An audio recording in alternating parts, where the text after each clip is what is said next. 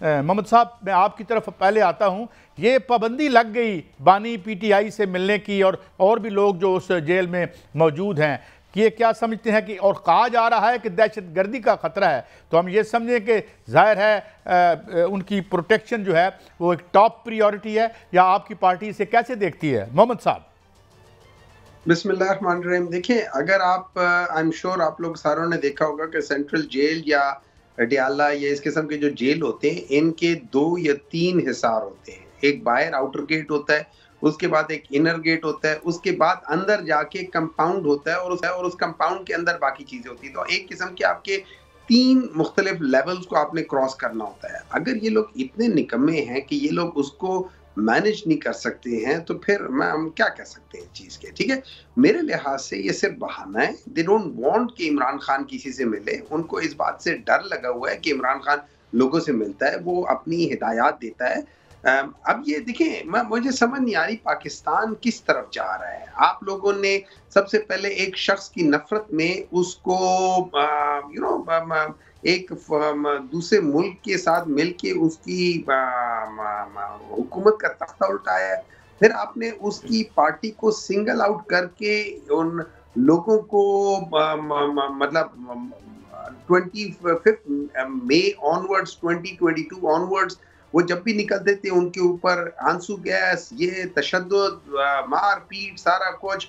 तो जब उसके बाद फिर ठीक है, मान लिया कि जो 9th में था उसमें गलत हुआ था, लेकिन उसका अगर उसमें गलत हुआ था तो आप लोग उसका ट्रायल कर रहे हैं, साल होने को आ रहा है, न ट्रायल हो रहा है, न किसी को बाहर निकाल रहे हैं, न किसी के एक के ऊपर अगर कोर्ट बेल देती है तो दूसरे केस में अंदर कर देते हैं, दूसरे को बेल देते हैं, तीसरे में कर देते हैं, हर एक के ऊपर 10-10, 15-15 केसेस किया, और फिर वो बताते भी नहीं है। मतलब अगर मेरे ऊपर केस है तो 2 केस मुझे बता देंगे, बाकी के 5-6 नहीं बताएंगे। जब मैं इससे फारिग होगा तो वो निकाल देंगे, और अगर कोई होगा तो किसी नामालूम अफराद जो किसी और के ऊपर केस होगा उसमें नामालूम अफराद में मेरा नाम डाल के उसको फिर कर देंगे।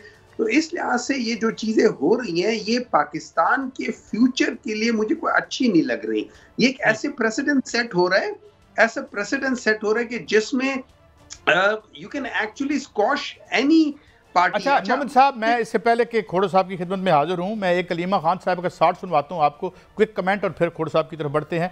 जी सुनाएं जी जल्दी से। एक तो मैंने बात, बहुत लोगों ने पैगाम बहुत आते हैं कि आप ये जेल से निकालने के लिए आप फिर चुप करके बैठ जाएं, चुप कर जाएं, फिर आपको जेल से निकाल लेंगे। इसी किस्म के पैगाम है। जी योर कमेंट मोहम्मद साहब। देखिए, अब ये तो अलीमा साहिबा उसके ऊपर एक्सक्यूज मी रोशनी जरा ज्यादा डाल सकेंगी, लेकिन जनरली स्पीकिंग यही, अब आप खामोशी से बैठो और आप कोई लोगों को हिदायत ना दो, कुछ ना करो, बिल्कुल वो कर लो। अच्छा देखिए, यहाँ पे मैं खोड़ो साहब जैसे सीनियर पॉलिटिशियन से मैं ये मुतालबा करूंगा, उन लोगों ने ये सारी चीजें लेट 1970s में झीली है और फिर अपने एक लीडर को खोया भी है।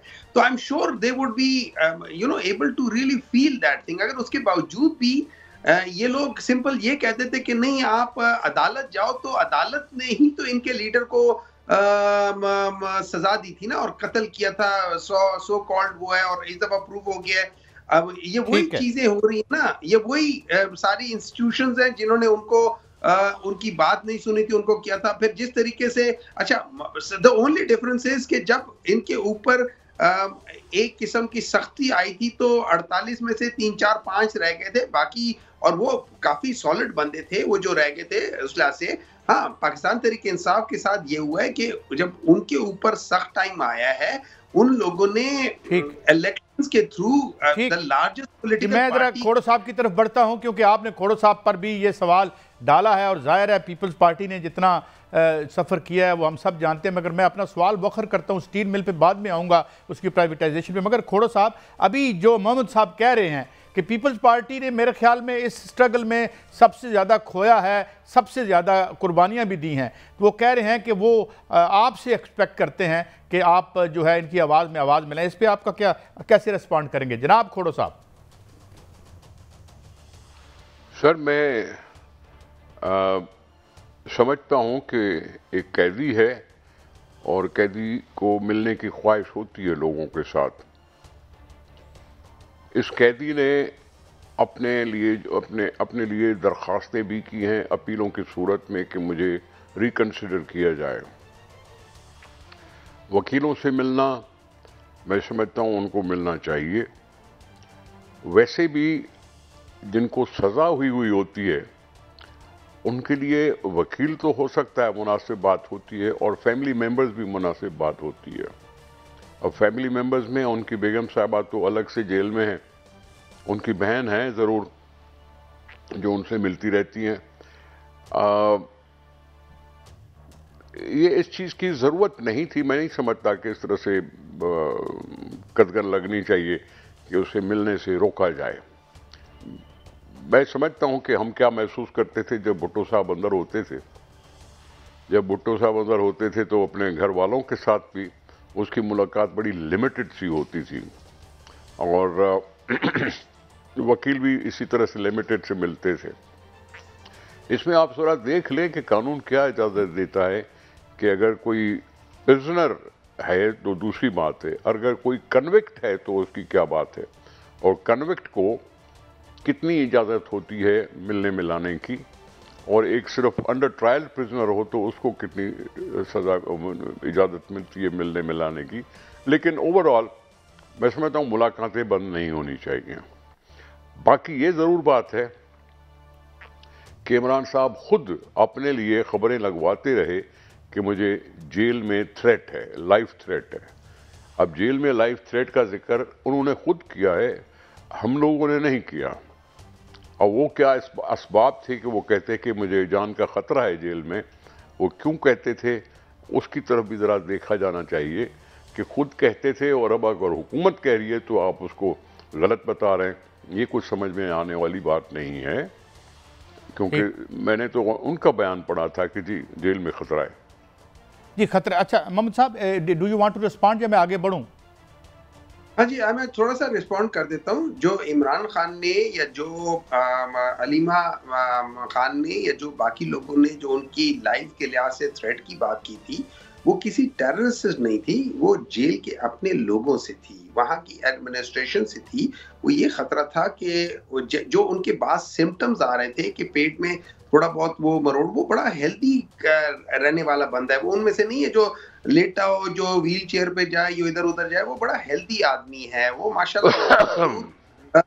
वो 27 साल के बच्चे से ज्यादा उसकी बोन डेंसिटी और ज्यादा अच्छे तरीके से वो सारी चीजें कर लेता है। उसके पेट के जो बीमारी थी वो, फिर उसकी आंखों का, फिर उसके जो मसूड़ों के अंदर है, ये सारी चीजें बाज दफा अगर आप एक एज अ डॉक्टर देखें ना तो ये पॉइंट आउट करती हैं। मे बी मर्करी पॉइजनिंग, वो स्लो पॉइजनिंग होती है, मे बी इस किस्म की चीजें होती हैं जो जिसको चेक करना चाहिए। तो उस लिहाज से वो उस चीज के बारे में कह रहे थे। इट वाज नॉट अबाउट कि कोई टेररिस्ट आके उनको मार देगा या कोई वो चीज हो जाएगा। लेकिन having said that thing, I am slightly surprised कि खोड़ो साहब जैसे जो जो एक पॉलिटिकल वर्कर हैं, इन स्पाइट ऑफ दिस के उन्होंने कहा है कि ही कैन अंडरस्टैंड। और अच्छा, अब उसमें वो he was trying to find out कि कन्विक्ट और जो प्रिजनर है उसमें वो थे, हर एक प्रिजनर का राइट होता है। उनको 2 दिन दिए हुए थे कि Thursday and Tuesday and Thursday को उनकी मुलाकात होती है, तो उस दिन लोग चले जाते हैं, कोर्ट से ऑर्डर लेकर जाते हैं, मतलब ऐसे नहीं जाते कि विलेज जाते हैं। चलिए ठीक, आपका रिस्पांस आ गया, आपका रिस्पांस आ गया मोहम्मद साहब। जी जी, देखिए मैं गुजारिश करूं सर। जी जी प्लीज प्लीज सर, खोड़ो मैं साहब गुजारिश करूं। जी खोड़ो साहब, मैं अर्ज कर रहा हूं सर, मैंने ऐसी कोई बात नहीं कही। मैंने कहा कन्विक्ट और प्रिजनर में कोई फर्क है या नहीं है, मैंने इस बारे में बोला था। लेकिन ओवरऑल मैंने कहा था कि ऐसी पाबंदी नहीं होनी चाहिए। नहीं, वो तो पॉजिटिव बात की आपने, खोड़ो साहब ने तो पॉजिटिव बात की। खोड़ो साहब ने मैंने फेयर बात की कि उसके मुलाकातों पे पाबंदी होने का तुक समझ में नहीं आया। ये तो मोहम्मद साहब हमने सुना बात कि देखिए जब कोई कैद में होता है ना, जब कोई कैद में होता है तो फिर वो हुकूमत की जिम्मेदारी होती है उसकी हिफाजत करना भी, उसकी जान बचाना भी। कोई अगर स्लो पॉइजनिंग कर रहा है तो उनके लिए अपना कुक होता होगा या अपने घर से खाना आता होगा, कुछ इस तरह की बात है। लेकिन अल्टीमेटली जिम्मेदारी हुकूमत की होती है। ये ऐसे ही है जैसे इमरान खान के ज़माने में नवाज शरीफ जेल में थे और नवाज शरीफ ने कहा है कि मेरा प्लेटलेट्स गड़बड़ हो गया है, और प्लेटलेट्स के लिए उन्होंने टीमें भेजी, उन्होंने ये भेजा, उन्होंने भेजा, अल्टीमेटली उनको मुल्क से बाहर जाने दिया। तो ये जिम्मेदारी बनती है हुकूमत की कि उसका ख्याल रखा जाए, उसकी कोई बीमारी हो तो इलाज किया जाए, अस्पताल भेजा जाए, बिल्कुल अस्पताल नहीं तो डॉक्टर लाया जाए। ये सारी चीज़ें होनी चाहिए।